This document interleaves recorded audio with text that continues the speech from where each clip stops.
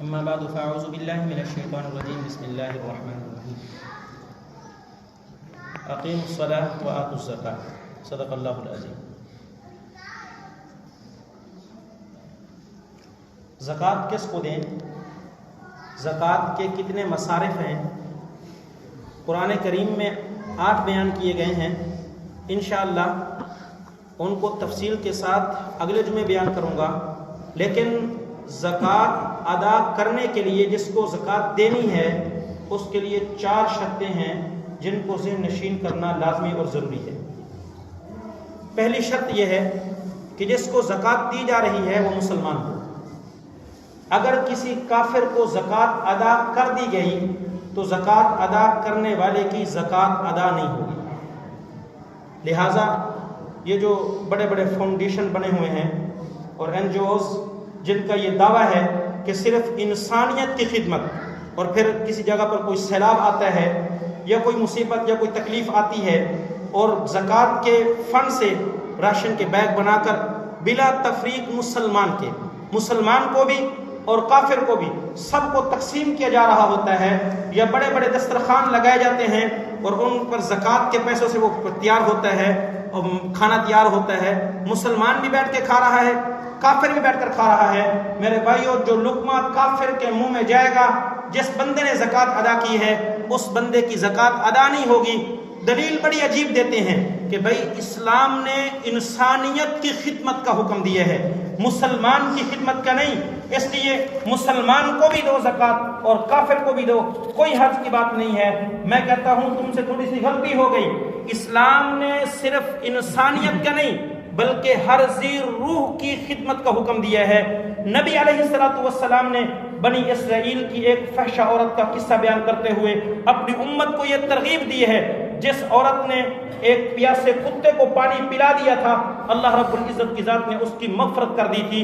آپ کسی بھوکے جانور کو بھی کھلائیں گے، اللہ آپ کو اس پر بھی اجر دے گا۔ اس لیے انسانیت کی خدمت کا اسلام درس نہیں دیتا بلکہ ہر ذی روح کی خدمت کا درس دیتا ہے۔ لیکن یہ جو آپ نے خدمت کرنی ہے یہ اپنی ذاتی پیسے سے آپ کریں، آپ نے یہ جو خدمت کرنی ہے یہ اپنے نفلی صدقات کے ذریعے کریں۔ لیکن جب معاملہ زکوٰۃ کا آئے گا، زکوٰۃ اسلام کا اہم فریضہ ہے، جب آپ ایک فریضہ ادا کر رہے ہوں گے تو پھر اس فریضے کو اس طریقے کے مطابق ادا کرنا لازمی اور ضروری ہے جو شریعت اسلامیہ بتائے گی۔ اگر اس کے طریقے کے خلاف ادا کیا گیا تو پھر وہ فریضہ ادا نہیں ہوگا۔ دوسری شرط یہ ہے جس کو زکوٰۃ دینی ہے وہ سید نہ ہو، اس لیے کہ سید ایک عظیم ہستی ہے، نبی علیہ السلام کے خانوادہ کے ساتھ تعلق رکھتے ہیں، اللہ نے ان کو دنیا کے اندر بڑا اعزاز دیا ہے، اور یہ جو زکوٰۃ کا مال ہے یہ مال کی میل کچیل ہے۔ اس میل کچیل کے ذریعے ایک سید زادے کی خدمت کرنا اور اس کو زکوٰۃ دینا شریعت اس کی اجازت نہیں دیتی ہے۔ ہاں، آپ اس سید کی خدمت کو موقع ملے، آپ اس کی خدمت کے اندر آپ ہدیہ پیش کریں، آپ اس کی خدمت کے اندر اپنی نفلی صدقہ اور عطیہ پیش کریں۔ ہو سکتا ہے اللہ رب العزت کی ذات آپ کے اس ہدیے کا ثواب آپ کو اتنا عطا فرما دے جو آپ کو زکوٰۃ پر بھی نہیں ملا، اس لیے کہ اللہ نے ان کو عظمت بڑی دی۔ اور تیسری شرط یہ ہے جس کو زکوٰۃ دے رہے ہیں اصول اور فروع کا تعلق نہ ہو اور زوجیت کا تعلق نہ ہو۔ اصول کہا جاتا ہے ان قریبی رشتوں کو جن کی وجہ سے آدمی دنیا کے اندر آتا ہے۔ میرا اور آپ کا وجود میرے اور آپ کے ماں باپ کے وجود کی وجہ سے ہے، باپ اور ماں کی وجہ سے ہم دنیا کے اندر آئے ہیں، لہٰذا باپ کو بھی زکوٰۃ نہیں دی جا سکتی، اپنی ماں کو بھی زکوٰۃ نہیں دی جا سکتی۔ پھر یہ جو باپ ہے یہ باپ آیا ہے میرے دادا اور دادی کے واسطہ سے، ان کی وجہ سے آیا ہے، لہٰذا دادے اور دادی کو بھی زکوٰۃ نہیں دی جا سکتی۔ اور یہ جو میری ماں ہے یہ ماں دنیا کے اندر آئی ہے میرے نانا اور نانے کے واسطہ سے، لہٰذا نانے اور نانی کو بھی زکوٰۃ نہیں دی جا سکتی۔ اس طرح اوپر جتنے بھی رشتے بنتے ہیں ان سارے رشتوں کو اصول کہا جاتا ہے، اور فروع ان قریبی رشتہ داروں کو کہا جاتا ہے جو اس انسان کی وجہ سے وجود میں آتے ہیں۔ مثلا میرا بیٹا ہے، میری بیٹی ہے، وہ میرے وجہ سے اس دنیا کے اندر آئی ہے، لہٰذا میں اپنے بیٹے کو زکوٰۃ دوں نہیں لگے گی، بیٹی کو دوں نہیں لگے گی۔ اس طرح جو بیٹی ہے اس کی جو آگے اولاد ہے جسے آپ نواسے اور نواسیہ کہتے ہیں، یہ بیٹا ہے، اس بیٹے کی آگے اولاد ہے، اس کو آپ پوتے اور پوتیاں کہتے ہیں۔ اس طرح آگے جتنے بھی رشتے نیچے کی طرف جاتے ہیں ان کو فروع کہا جاتا ہے۔ نہ اصول کو زکوٰۃ دی جا سکتی ہے نہ فروع کو دی جا سکتی ہے۔ اس کے اور اس طرح جو زوجیت کا رشتہ ہے، خامد اپنی بیوی کو زکوٰۃ نہیں دے سکتا، بیوی اپنے خامد کو زکوٰۃ نہیں دے سکتی۔ میرے بھائیوں، اس کے علاوہ باقی جتنے رشتے ہیں ان سارے رشتوں کو زکوٰۃ دی جا سکتی ہے۔ میں اپنے بھائی کو زکوٰۃ دوں، دے سکتا ہوں، میں اپنی بہن کو زکوٰۃ دوں، دے سکتا ہوں، میں اپنے چچے کو زکوٰۃ دوں، دے سکتا ہوں، میں اپنی خالہ کو زکوٰۃ دوں، دے سکتا ہوں، میں اپنی پھپھی کو زکوٰۃ دوں، دے سکتا ہوں، میں اپنے بھانجوں کو زکوٰۃ دوں، دے سکتا ہوں، بھانجیوں کو زکوٰۃ دوں، دے سکتا ہوں۔ میرے بھائیوں، اس طرح میں اپنی بہو کو زکوٰۃ دوں تو اپنی بہو کو بھی دی جا سکتی ہے، اپنی ساس کو دوں، اپنے سسر کو دوں، اپنے سالوں کو دوں، اپنی سالیوں کو دوں، ان سب کو زکوٰۃ دی جا سکتی ہے۔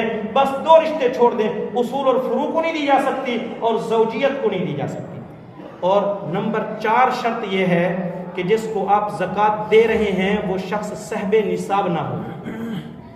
اگر کسی ایسے شخص کو زکوٰۃ دے دی گئی جو صاحب نصاب تھا تو زکوٰۃ ادا کرنے والے کی زکوٰۃ نہیں ہوگی۔ اس شخص سے پتہ چلا کہ یہ جو ہم ٹائٹل دیکھ کر زکوٰۃ دیتے ہیں، ٹائٹل دیکھ کر زکوٰۃ دینے کی اجازت نہیں ہے۔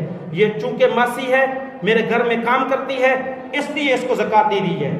یہ ٹھیلا لگاتا ہے سبزی کا، اس لیے اس کو زکوٰۃ دی جائے۔ یہ جاب لیس ہے، بے روزگار ہے، روزگار نہیں، اس لیے اس کو زکوٰۃ دے دی جائے۔ یہ بیوہ ہے، اس لیے زکوٰۃ دے دی جائے۔ یہ یتیم ہے، اس لیے زکوٰۃ دے دی جائے۔ یہ ہماری مسجد کے قاری صاحب ہیں، اس لیے زکوٰۃ دے دی جائے۔ یہ ہمارے مسجد کے امام سے خطیب ہیں، اس لیے زکوٰۃ دے دی جائے۔ نہیں میرے بھائیوں، ان ٹائٹل کو دیکھ کر زکوٰۃ نہیں بلکہ زکوٰۃ نصاب کو دیکھ کر دینی ہے۔ ہو سکتا ہے یہ ٹائٹل بھی ہوں لیکن اللہ رب العزت کی ذات نے ان کو اتنا سونا چاندی یا مال تجارت یا نقدی اللہ نے دی ہو جو نصاب تک پہنچتی ہو، تو آپ ان ٹائٹلوں کو دیکھ کر زکوٰۃ ادا کریں گے، حالانکہ وہ صاحب نصاب ہے تو آپ کی زکوٰۃ ادا نہیں ہوگی۔ زکوٰۃ کیسے دیں، اس کے لیے بھی چند باتیں اپنے ذہن میں رکھ لیں۔ سب سے پہلی بات یہ ہے زکوٰۃ دیتے ہوئے نیت کریں، اور آپ جانتے ہیں نیت دل کے ارادے کا نام ہے، زبان سے کہنے کا نام نیت نہیں ہے۔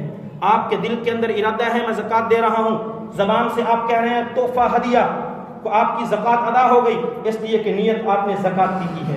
دوسری شرط یہ ہے کہ آپ زکوٰۃ بغیر عوض کے دیں۔ آپ نے کسی سے کوئی کام کروایا، آپ نے اس کی اجرت کے اندر اس کو زکوٰۃ دے دی، آپ کی زکوٰۃ ادا نہیں ہوگی۔ نمبر 3 شرط یہ ہے کہ جس کو بھی زکوٰۃ دینی ہے اس کو آپ مالک بنا دیں۔ میرے بھائیوں، اگر مالک نہ بنایا گیا، ویسے ہی زکوٰۃ دے دی گئی تو میرے بھائیوں پھر زکوٰۃ آپ کی جو ہے وہ ادا نہیں ہوگی۔ اس لیے جو بڑے بڑے فاؤنڈیشن ہیں جہاں پر بڑے بڑے دسترخوان لگتے ہیں اور وہ بڑی بڑی تشہیریں کر کے زکوٰۃ وصول کر رہے ہوتے ہیں، وہاں وہ اس چیز کی قطعاً زحمت نہیں کرتے کہ وہ زکوٰۃ کا مالک بنائیں۔ اس لیے میں ہر وقت مشورہ دیا کرتا ہوں کہ آپ اہل علم کو اپنی زکوٰۃ دیا کریں، اس لیے کہ ان کو احکام کا پتہ ہوتا ہے کہ زکوٰۃ کس طرح ادا کرنی ہے۔ اور چوتھی شرط یہ ہے جس کو آپ زکوٰۃ دے رہے ہیں اس پر احسان مت جتلائیں۔ میرے بھائیوں، اگر آپ نے احسان جتلا دیا کہ تم تو ہمارے ٹکڑوں پہ پلتے ہو، آپ کی ادا سے، آپ کے لہجے سے ایسی بات ہو گئی، انسان کو تو پتہ نہیں، اللہ تو جانتے ہیں، آپ کی دی ہوئی زکوٰۃ ساری کی ساری وہ ضائع ہو گئی ہے۔ نمبر 5 شرط یہ ہے جس کو آپ نے زکوٰۃ دی ہے اس کو قطعاً آپ تکلیف نہ دیں۔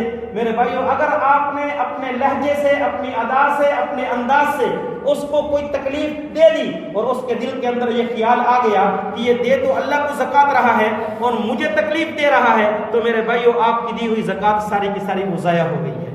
جتنے بھی 8 کے 8 مصارف ہیں انشاءاللہ تفصیل سے ایک دفعہ میں بیان کروں گا، لیکن ان مصارف میں کچھ ترجیحات کی بنا پر بعض مقدم ہو جاتے ہیں۔ 2 غریب ہیں، فقیر ہیں، دونوں کو زکوٰۃ دی جا سکتی ہے، لیکن ایک رشتہ دار ہے، ایک رشتہ دار نہیں۔ اب شریعت کہتی ہے رشتہ دار کو پہلے زکوٰۃ دو، جو غیر رشتہ دار ہے اس کو چھوڑ دو۔ آپ اپنے ارد گرد دیکھو، لوگ بیگوں کے بیگ تقسیم کرتے ہیں لیکن اپنے بھائی کے گھر کے اندر چولہا ٹھنڈا پڑا ہوا ہے اس کو فکر تک نہیں ہے۔ بیگوں کے بیگ تقسیم ہو رہے ہیں، بہن کے گھر کے اندر کھانے کے لیے نہیں ہے۔ میرے بھائیوں، جو اپنے بھانجے ہیں، بھانجیاں ہیں، ان کے اندر کھانے کے لیے نہیں ہے، ساس سسر ہیں، سالیاں سالے ہیں، ان کے پاس کھانے کے لیے نہیں ہے، لیکن بہر بیگ کے بیگ تقسیم ہو رہے ہیں۔ حالانکہ شریعت یہ کہتی ہے تم رشتہ دار کو دو، زکوٰۃ کا ثواب بھی ساتھ ملے گا، ساتھ صلہ رحمی کا ثواب بھی اللہ آپ کو عطا فرمائے۔ دوسری بات ضرورت دیکھو، یہ بھی فقیر ہے، یہ بھی فقیر ہے، لیکن یہ اکیلا ہے، اس کے بال بچے ہیں، اب یہ ضرورت اس کو زیادہ ہے، لہذا اس کو زکات دو، اس کو چھوڑ دو۔ اس طرح ایک بندے دونوں فقیر ہیں، ایک کے اعضاء بالکل ٹھیک ہے، دوسرا معذور ہے، بھئی معذور کو زکات دو، اس لیے کہ وہ زیادہ حقدار ہے۔ دینداری کو دیکھ لو، دونوں فقیر ہیں، ایک ایک نماز نہیں پڑھتا، روزہ نہیں رکھتا، ایک یہ بدکار آدمی ہے، اور دوسرا فقیر ہونے کے ساتھ ساتھ نیک ہے، نماز پڑھتا ہے، اب نیک کو ترجیح دو، اس کو دو۔